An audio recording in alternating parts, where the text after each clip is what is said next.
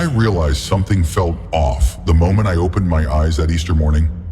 Looking back now, I think I did, even if I couldn't quite put my finger on what exactly woke me up. There wasn't any real reason for me to be awake so early.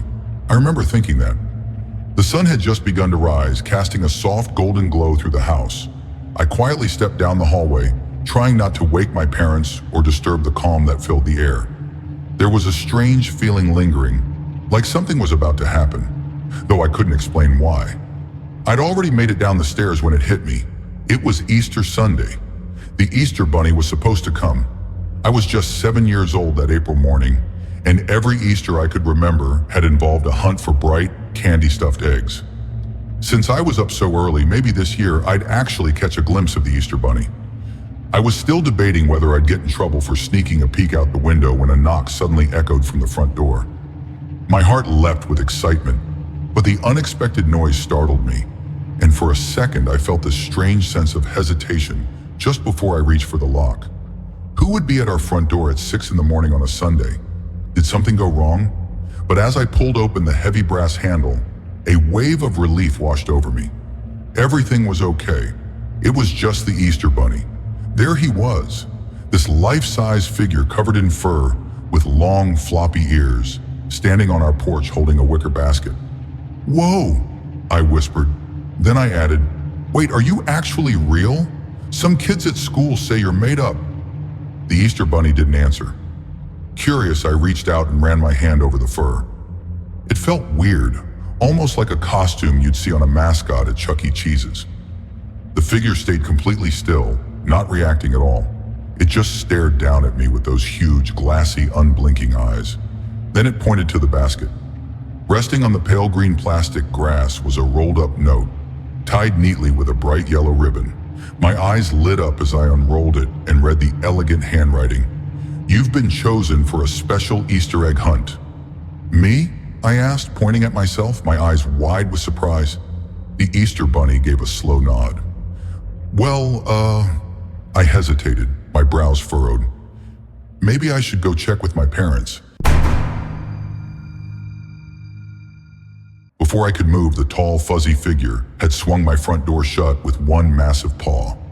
The sound echoed through the quiet morning air. My stomach dropped. I hadn't meant to upset the Easter Bunny, especially now that I could see just how huge it really was. The whole neighborhood felt frozen. Not a single car, not a chirp from a bird, like the world had pressed pause, and only the two of us remained.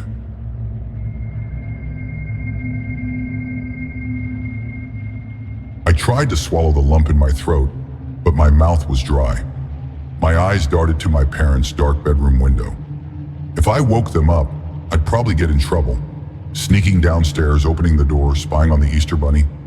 Who knows how long I'd be grounded for. But if I just went on a quick egg hunt, I could be back before they even noticed I was gone. Besides, I had been chosen. Maybe the Easter Bunny had something amazing planned just for me. A chill ran down my back, partly from the cold mist, partly from the way the Easter Bunny stared at me, never blinking, never moving.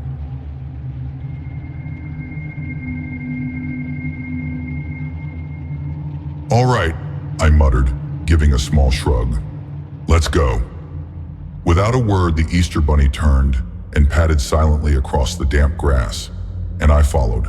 The fog was so thick I could hardly see a thing, except for the glowing green all around us and the Easter Bunny's tail bouncing ahead, almost like some kind of ghostly lantern. Still, I had a hunch about where we were, the huge lawn behind the nursing home near my parents' house. I even thought I caught a glimpse of its lights off to the right on a hill and the outline of pine trees standing quietly beyond that. Then all of a sudden, the Easter Bunny came to a stop and gently placed the basket on the ground. Not a single word had come from it the entire time. Instead, it simply pointed to the ground in front of me. It was clear. The hunt was about to begin. The fog had started to thin out, and the cool dew on my bare feet actually felt kind of nice. But something about the Easter Bunny trailing so close behind me, like a giant, silent shadow, gave me chills.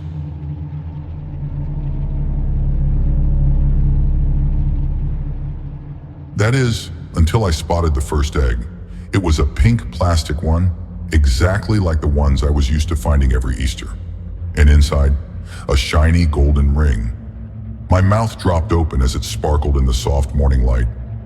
"Is this real gold?" I asked, eyes wide. The Easter bunny nodded. "Is it for me?" Another nod. Carefully, I slid the heavy ring onto my finger, making sure not to drop it, then headed off to look for the next egg. But I kept glancing down at the ring as I walked. The more I looked at it, the more it stirred something. Something oddly familiar. That thought vanished the moment I noticed another egg. A blue one, not very well hidden, sitting by a small stream just ahead. If the last one held a golden ring, what could be inside this one? My excited gas faded before it even left my mouth when I opened the egg. Inside the blue shell was just a dog treat, the exact kind I always gave our golden retriever, Rolf. Now that I thought about it, Rolf hadn't barked once this morning. That was weird.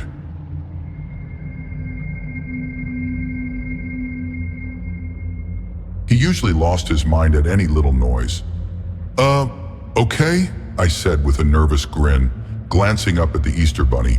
It was the same awkward smile I gave my aunt when she handed me mothball-scented sweaters for Christmas. Still wearing the heavy gold ring on my little finger, I tucked the biscuit into my pocket and kept looking for more eggs. The next one I found was bigger than the others.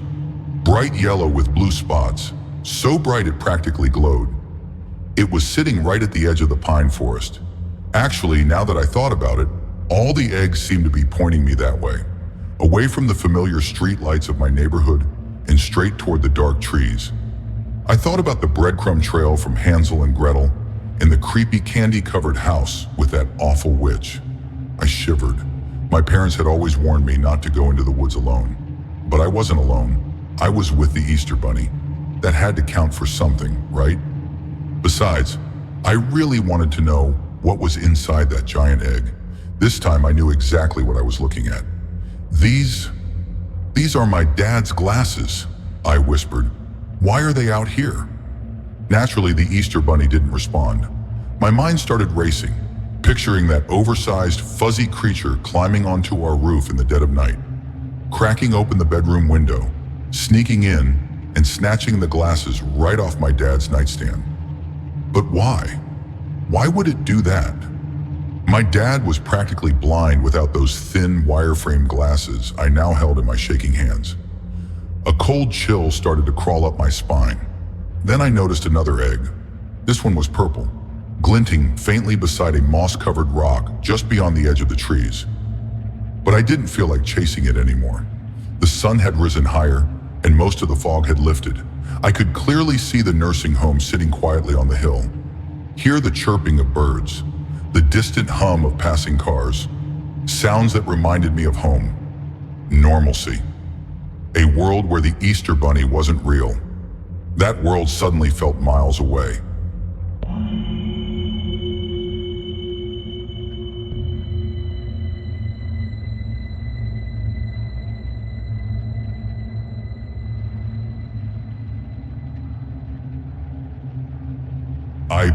I think I'm done playing, I said softly, barely louder than a breath. The Easter bunny tilted its head, ears drooping in a way that was oddly cartoonish, but also unnerving. Those black, soulless plastic eyes stared straight through me. Then without warning, it jerked its paw toward the woods, pointing sharply.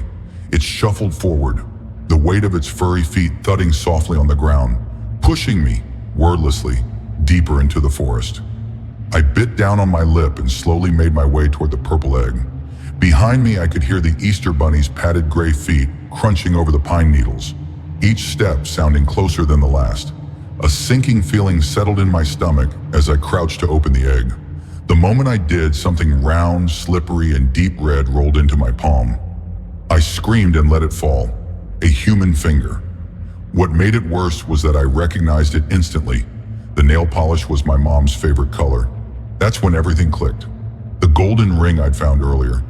It wasn't just any ring. I was wearing my parents' wedding band. I gasped and staggered backward. The forest now seemed endless, dark, and suffocating. What's happening? I whispered as tears began to fill my eyes. I just want to go home. I want to see my mom and dad. Suddenly, the Easter bunny lunged forward and gripped my wrist tight. Without a word, it began to pull me deeper into the woods. I screamed and struggled, but its other paw clamped over my mouth. It didn't smell like flowers or candy. It reeked of decay, sour and foul. Just up ahead, another egg appeared, this one a vivid orange, nestled between lifeless pine branches. I don't want to, I muttered into the thick fur. But the Easter bunny forced my hand down onto the cheap plastic egg. Part of me hesitated, too scared to find out what was inside. But another part couldn't help it. I had to know. Something pale, round, and red-tinted spilled out with a wet thud. Pine needles clung to its veiny surface, and a thick, milky fluid oozed from a split down the side. My dad's bright blue eyes stared up at me from the forest floor.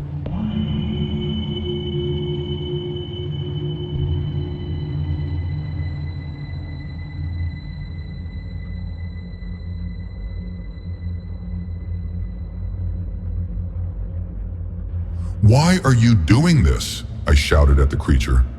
Deep in the woods, it was still so dark it felt like dawn would never come. Even so, I could make out more bright colors scattered around us. More eggs. I didn't want to know what horrors were hiding inside those. The Easter bunny pulled at my wrist again, firm and relentless. It was huge, strong. How could I ever break free? Was this my fate now? Wandering this twisted forest? Cracking open nightmares hidden in cheap plastic? My feet moved on their own as I approached the next egg. The only sounds were twigs snapping beneath my steps and the heavy, wheezing breaths of the monster walking beside me. But now that I'd stopped resisting, its grip had loosened just enough. And that's when I noticed something. Its paw was massive, but stiff. It couldn't wrap around my skinny wrist like a human hand could. That gave me a spark of hope. It was huge, it was powerful, it was horrifying. But was it fast? My skin was slick with sweat. With a sudden jerk, I yanked my arm free. The bunny let out a raspy, angry grunt that echoed through the trees. I didn't wait. I ran. I ran until my lungs were on fire, darting between tree trunks, diving through the brush, desperately hoping that whatever that thing was, it couldn't keep up. There was no turning back now. I didn't even want to imagine what would happen if that thing got its hands on me again. For all I knew, I could end up crammed into one of those bright plastic eggs. Its heavy footsteps pounded the forest floor behind me.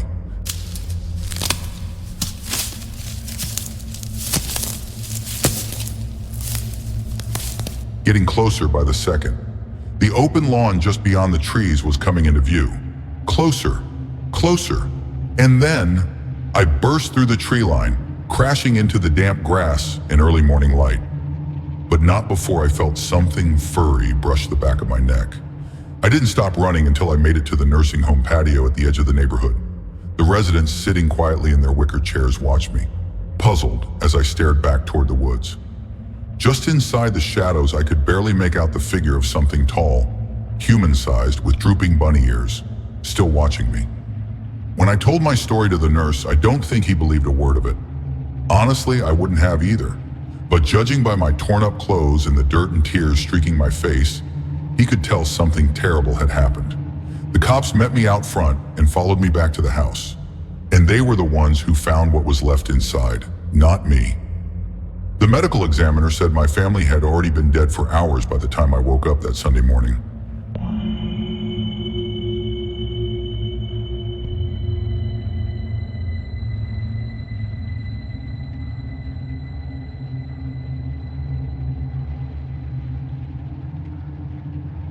At first, the officers had to hold back laughter when I sobbed that the Easter bunny did it.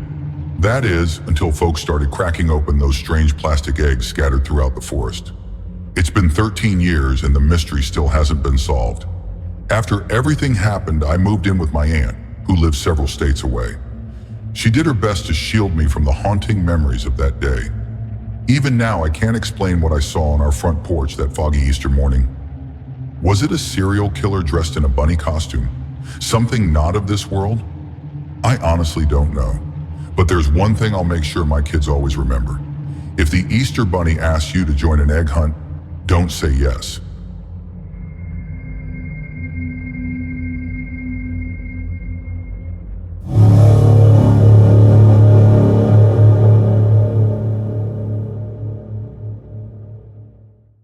experience actually kicked off 2 weeks before Easter, on what seemed like a regular Monday. I got dressed for work. As someone who works in a warehouse, the lockdown didn't affect my job. Had my usual cup of coffee and headed out expecting just another routine, mildly dull week. As I was walking out the front door, I almost stepped on something small sitting on my porch. It was an Easter egg. Just one, placed neatly right at my doorstep like it belonged there. My first thought was maybe some tired parent couldn't wait until Easter to distract their kids and had already started hiding eggs around. I felt for the guy. Still, I couldn't help but wonder, why my house? I didn't have time to dwell on it though, since I was already running a bit late. So I left the egg where it was and went about my day. By the time I got to work, I'd mostly forgotten about the whole thing. During quarantine, people seem to have way too much free time and end up placing tons of online orders, which means my coworkers and I had our hands full. It's a bit exhausting, but I tell myself that if it helps people stay home, I'll gladly do my part. So you can imagine my surprise when I got home and saw that the egg was still sitting there on my porch. Guess the neighbor's kid isn't exactly a genius, huh? I joked to myself. But this time, something about it really caught my attention. I couldn't shake the feeling that it was oddly out of place. Just one lonely Easter egg, randomly showing up way ahead of the actual holiday. I bent down and grabbed the egg, convincing myself that any kid out looking for eggs at this hour had probably already found the ones nearby. Besides, life's tough, and honestly, I was in the mood for an omelet. I stood there for a moment, the sunset casting a warm glow over everything, just admiring the egg. To be fair, it really was stunning. It had stripes of blue, gold, and red, all blended so smoothly it looked like something made by a pro. Someone clearly put a lot of effort into decorating it. It was almost too pretty to eat. Eventually, the rumble in my stomach snapped me out of it, so I took the egg inside. I grabbed 2 more from the fridge and got ready to whip up an omelet. But the second I cracked open the Easter egg, everything took a dark turn. Instead of yolk, a thick red liquid spilled out into the mixing bowl. The strong metallic scent hit me immediately. It was blood. Before I could even process what was happening, something else plopped into the bowl, a rabbit's leg.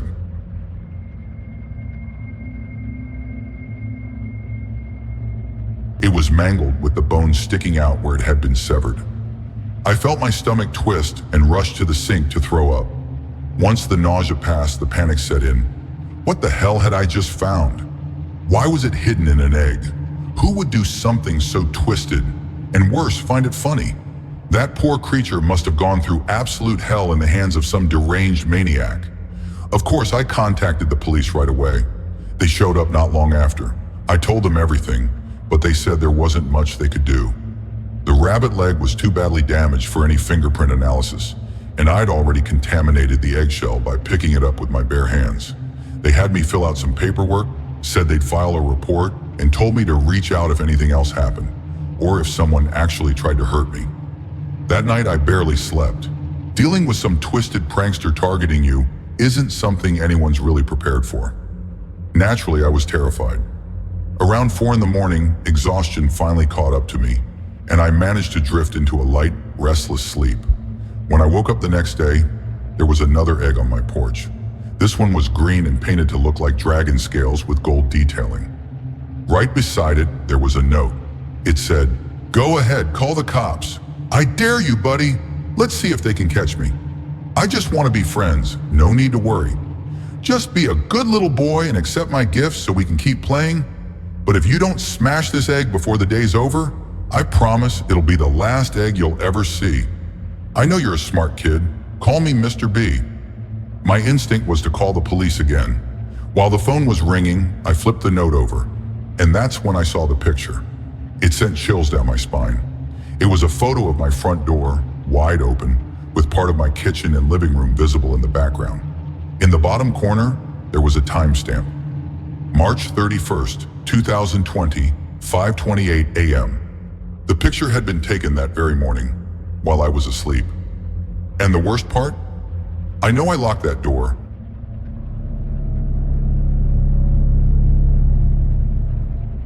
Last night I was so paranoid I checked every single door and window, twice. Hello, This is the police department. What's the emergency? Hello? Is anyone there? I ended the call without saying a word. My mind instantly flashed back to the note. He had warned me not to contact the authorities. What I didn't realize was that he somehow had access to my home. The realization paralyzed me with fear. What options did I even have? He was clearly ahead of me, and he knew exactly how to get inside my head. My hands trembled as I reached for the egg. I cracked it open right there, and what spilled out made my stomach churn just like it did the day before. Inside were 7 human teeth stained with fresh blood.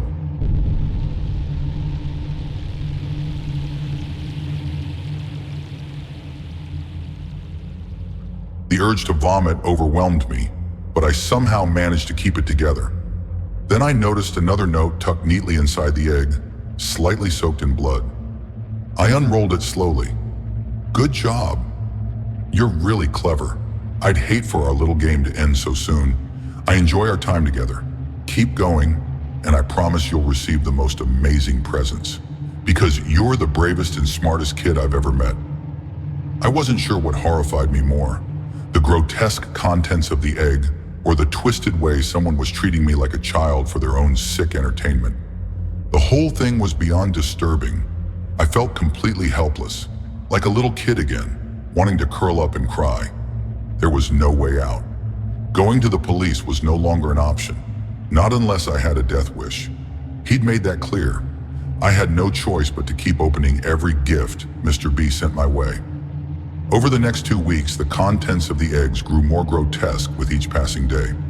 A pigeon's decapitated head, strips of what looked like human skin, live writhing worms, a severed finger, an actual eyeball. I can't even bring myself to describe everything I saw. No one should ever have to witness what I did. Every night I hoped it would be the last, that it couldn't possibly get any worse. And every time I was proven wrong. One day I tried to discreetly reach out to my neighbors about what I was going through. I wrote a short note and attempted to slip it into the home of a family I trusted. The next morning I discovered that same note inside one of the eggs, along with the severed ears of their cat. I froze.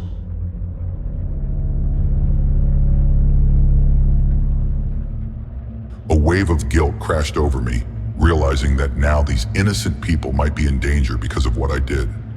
I took the note back and never attempted anything like that again. Apparently that pleased my stalker, because the following day, he left me a piece of chocolate and a chopped off rat tail inside his latest egg. I should also point out that while the contents of the eggs grew more horrific day by day, the eggs themselves became more stunning to look at. They started resembling hand-painted works of art. By the second week, they looked so real, like actual photographs. Vivid images of nature, beaches, mountains, and breathtaking sunsets covered their shells. If my mental state hadn't been so broken, I might have compared them to the most beautiful artwork I'd ever seen. Yesterday, after a complete mental breakdown, embracing myself for whatever came next, I found no egg. That's when I realized just how twisted and manipulative my stalker truly was. The absence of his usual torment left me even more paranoid. Had I messed something up? Was this the end for me? Was something even worse on the way? At that point, it felt like there was no hope left. My mind had unraveled completely. I didn't get a single minute of sleep that night. Fear had consumed me. I lay in bed sobbing, unable to understand why this had become my reality. I knew Easter morning was approaching fast, and I was trying to brace myself for the worst, the grand finale of this living nightmare. But no matter how much you try to prepare, you're never truly ready. I must have drifted off for a bit that morning, probably no more than an hour. When I woke up and rolled over, I let out a scream. Lying on the bed, right next to me on the pillow, was a single Easter egg. It didn't look like the others. There were no cute designs or colorful patterns. This one was a deep, solid red, so dark it almost looked like it was bleeding. I swear the surface even seemed to ripple, like real blood pulsing beneath the shell. I cracked it open, barely holding myself together. My heart felt hollow at that point. Inside was another photo. It wasn't gory, but it was by far the most unsettling one yet. It was a picture taken in my own room. A selfie, actually. I was asleep, lying on my side, and behind me was a shadowy figure holding the camera. I couldn't make out its face clearly, except for a wide, unnatural grin and teeth way too big to be human.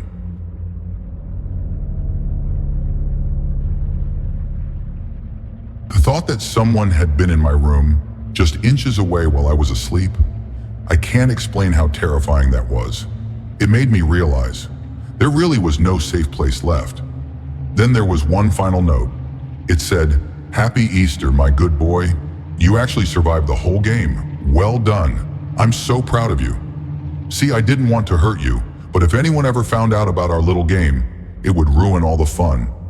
The body parts you got as gifts were from the kid I played with last year." Poor guy wasn't too smart. He went and told the police, even after I warned him not to. But don't feel bad about the others. They get to play too. I've still got plenty left from our last friend for next year's game. It was a blast playing with you. Why don't you come to the window and wave goodbye? Mr. B, Mr. B, Mr. B, Easter B? Could it really be? Was the Easter Bunny real after all? Could this terrifying figure be the origin behind all those tales passed down over the years, now watered down into the child-friendly version we know today? Was his real purpose to torment people, choosing who lives and who doesn't? Even though I was frozen with fear, I had to look through the window, and there it was.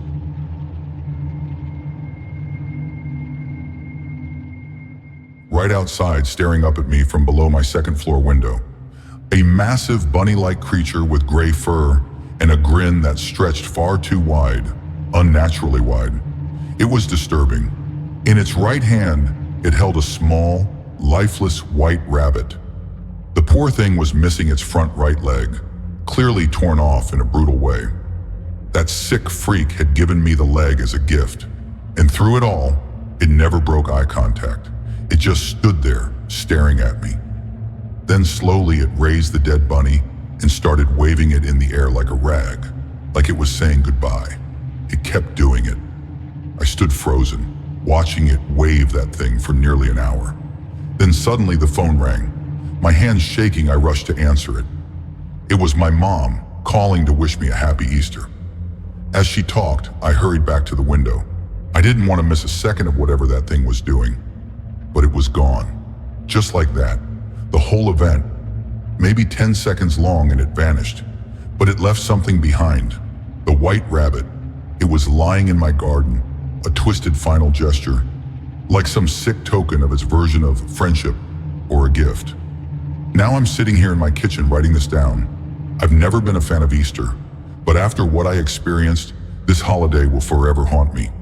I survived because I obeyed that creature, but others didn't, and I know others won't either.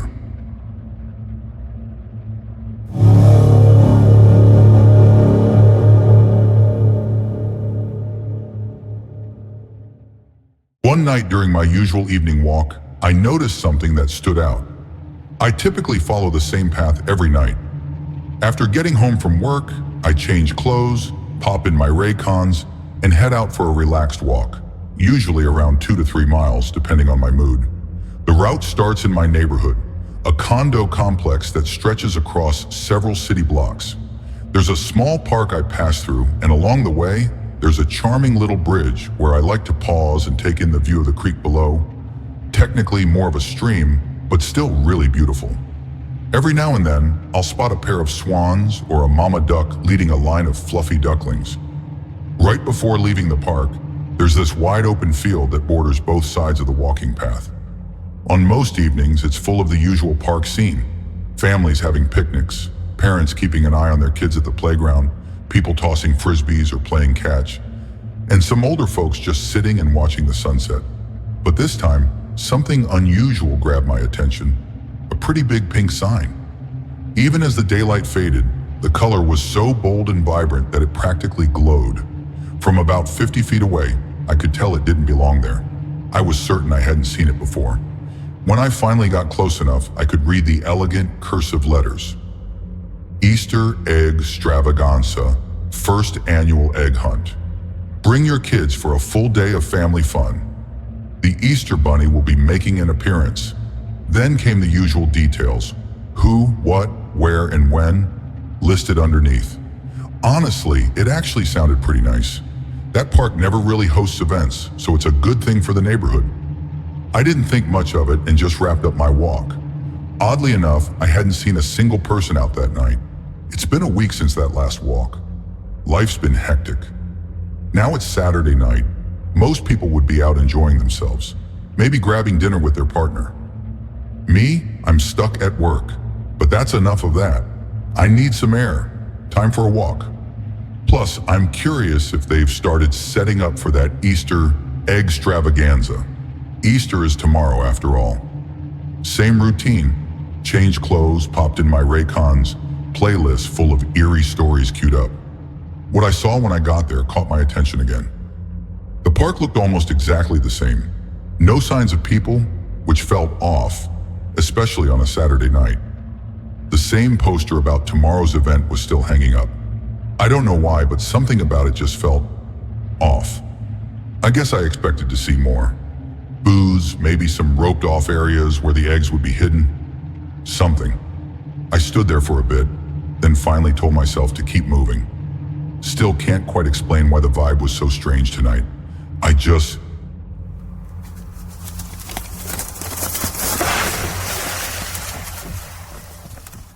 What the hell was that?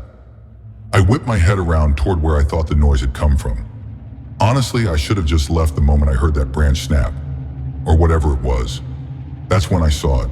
Stepping out from the tree line where the woods begin at the edge of the park was a massive rabbit.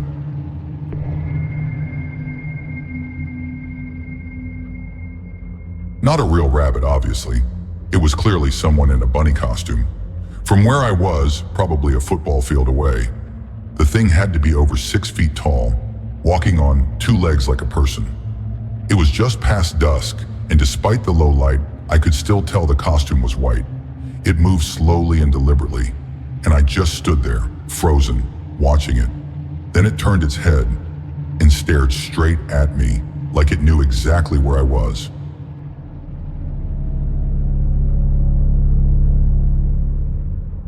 That was it.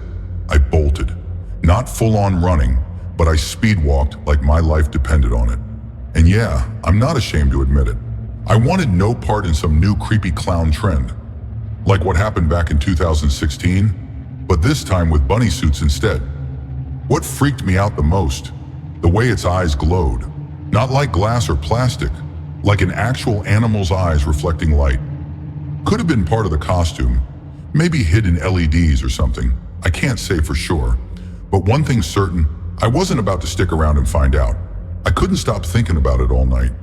Why hasn't anyone been at the park the last couple times I went? And what's the deal with that random sign stuck in the middle of it? There were no trailers, no blocked off sections, nothing. And honestly, what was up with that giant Easter bunny I saw heading into the woods? I'm not exactly the brave type. I usually steer clear of anything sketchy. But this had me hooked. I needed to know how it all ends. Sunday morning, 10 a.m. It's been a while since I've gone to church, but I figure in about an hour, services will wrap up and families will be dragging their excited and probably screaming kids out to hunt for eggs, filled with candy, cheap toys, or the occasional dollar bill. What a strange way to celebrate the resurrection of Jesus. I'm heading back to the park. Huge sigh of relief. It's still quiet. A few families are starting to show up. They've set up an area that looks like it's meant for Easter bunny photo ops. For now, I'm just going to sit back and watch. Yeah, I know how this might look, but I've dressed in my usual running clothes and I'm pretending to warm up. Trying not to look suspicious, basically. Right in the middle of my warm-up, I see it.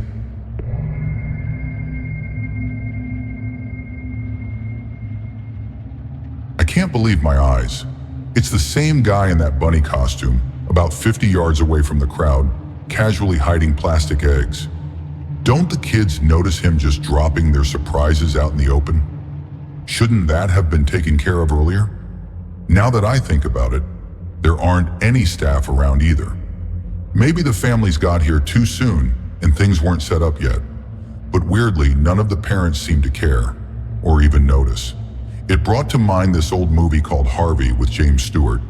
In it, there's an imaginary rabbit that follows the main character around, and no one else can see it but him. The guy in the bunny costume was getting closer, and I started to feel a chill crawl over my skin. Could he recognize me? At this point, I was pretty sure it was a man. He had wide shoulders, even under the bulky suit. He had to be over 6 feet tall, easy to tell now that he was nearby. But the way he walked, something about it wasn't right. It was robotic, almost like a malfunctioning animatronic. And then there was the suit, filthy. Long, dark stains ran down the front like he'd stood too close to a car when the exhaust blew out. Most bunny suits have those built-in hoops that puff out the belly, but not this one. Despite the broad shoulders, his frame underneath was thin, unsettlingly so. The costume sagged off of him. I never thought a scrawny Easter bunny could be so disturbing.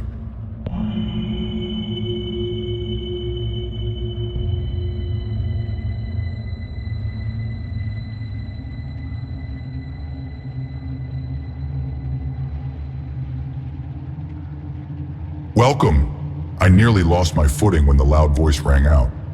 I had my earbuds in but wasn't playing anything, and it still startled me. A man in casual clothes, khakis and a light purple shirt, was the one shouting through a bullhorn. He was announcing that the event was about to start, telling everyone to get ready for the Easter Bunny, the usual stuff. The group of kids, which had grown to around 75 or so, erupted in excited squeals. Some parents clapped, others tried to quiet their overly enthusiastic children. I glanced back to where the unsettling bunny had been. He was staring directly at me. We locked eyes for about 10 seconds before he slowly turned and disappeared into the trees. I knew I had to ask the guy with the bullhorn what was going on. I tried to pull myself together and took a deep breath before walking over to the man. Hi, hello, I said, doing my best to sound casual. He turned to me with a polite half smile and raised eyebrows, the kind of look that said, "What can I do for you?" "Yeah, so my kids are super pumped for the egg hunt," I said, hoping that pretending to be a parent would make me seem less suspicious. And I just thought it was a little odd that the Easter Bunny was out placing eggs while the kids were already here. It's not a big deal or anything, just... I trailed off. He tilted his head slightly, his chin tucking into his neck as his face twisted in confusion. He laughed and said, "Sir, we actually hid all the eggs early this morning before anyone arrived. We definitely wouldn't have the Easter Bunny out in the open doing that while the kids are watching." That icy feeling crept over me again.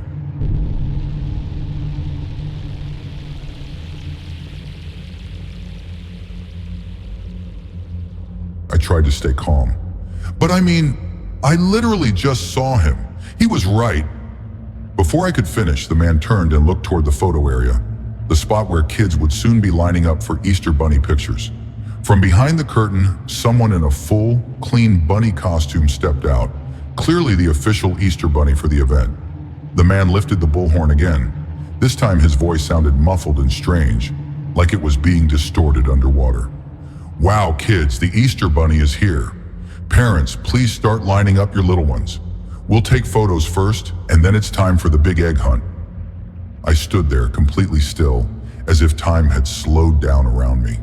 The kids rushed toward the beginning of the line, full of energy, while the parents calmly kept watch, making sure things didn't get too chaotic. As the first child approached the Easter Bunny, I quickly made my way back to the man I had spoken to earlier. He looked a little irritated this time, as I lightly tapped his shoulder to get his attention. "Hey, I'm really sorry to bother you again, but I just have to ask, why are there 2 Easter bunnies here?" He gave me a sharp look. "We don't have 2 Easter bunnies, all right? I don't know what you're talking about, and honestly, this is starting to sound kind of strange. Are you feeling okay?" I tried to respond, but my mouth was completely dry. I think I just nodded silently. "All right then, get in line with your kids so we can get the pictures going." With that, he turned back to his role as the event host, hyping up the kids and encouraging big smiles as the photographer snapped photos. He reminded everyone that the egg hunt would be full of exciting prizes. Still trying to wrap my head around what was happening, I stepped off to the side to get a better view of the tree line. I wanted to see if the other Easter bunny, the one I now thought of as a fake, was still hanging around. And just as I looked, I caught a glimpse of him disappearing into the woods. I wiped a surprisingly gross amount of sweat from my forehead, suddenly aware that I probably looked completely unhinged. I glanced over, intending to apologize to the poor guy running the event for my weird behavior. But he had already moved on, busy directing kids toward the starting line, where a bunch of excited, rosy-cheeked children were gearing up to hunt for their prize-filled eggs. But at this point, I was in too deep. I followed that grimy bunny into the woods. I couldn't help but wonder what the other parents must have thought, seeing some random guy casually stroll out of the park and disappear into the trees. Be very, very quiet. I'm hunting rabbits. The moment I crossed the tree line, it felt like the world hit pause. Okay, maybe I'm being a bit dramatic, but it really was noticeably darker in there.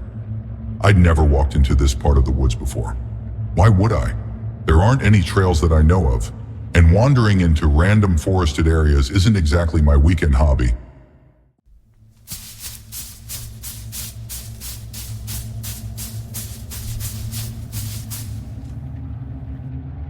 What was that? I could have sworn I heard something running nearby.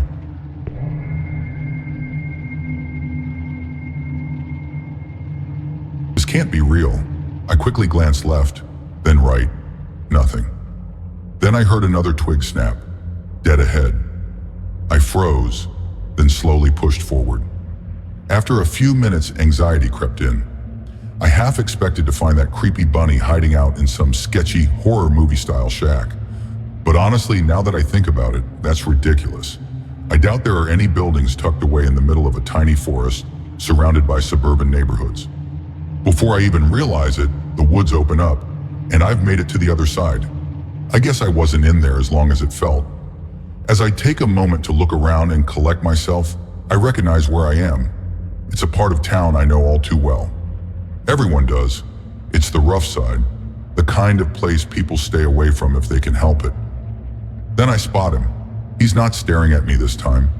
I just happened to catch a glimpse of that filthy rabbit tail disappearing into one of the apartment buildings. Everyone knows these apartments. The kind of place with questionable residents and a reputation that speaks for itself. Like I said, I'm in way too deep now.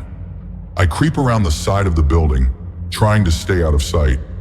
I only caught a quick shadow slipping through the front door and turning right. No way I'll know exactly where he went, unless he left the blinds open. First window, nothing. Second one, also nothing. Maybe this is where I should just call it quits. But then this overwhelming putrid stench hits me so hard I nearly fall over. I should have walked away, and that's when I see it. A window covered from the inside with crusty old newspaper, but at the bottom there's a small tear. I lean in, pressing my good eye to the gap. There he is, no mistaking it. I can only see his back, seated at a folding table. But he's still wearing that disgusting costume, minus the ears. His hair is dark and patchy, and his neck, just filthy. The kind of grime that makes your skin crawl.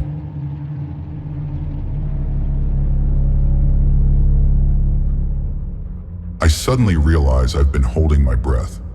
I try to let it out slowly, as quietly as possible, only to watch him snap his head to the side at the sound. Panic sets in. I duck out of view, but what I saw in that brief moment will stick with me forever. The best way I can describe his profile, like a strung-out Voldemort, gaunt and monstrous. After a few moments, convinced I hadn't completely lost control of my bladder, I cautiously peeked back through the hole. He was gone, but on the table, plastic Easter eggs, and next to them, pieces. I don't even want to say it, but I have to. There were body parts, tiny ones.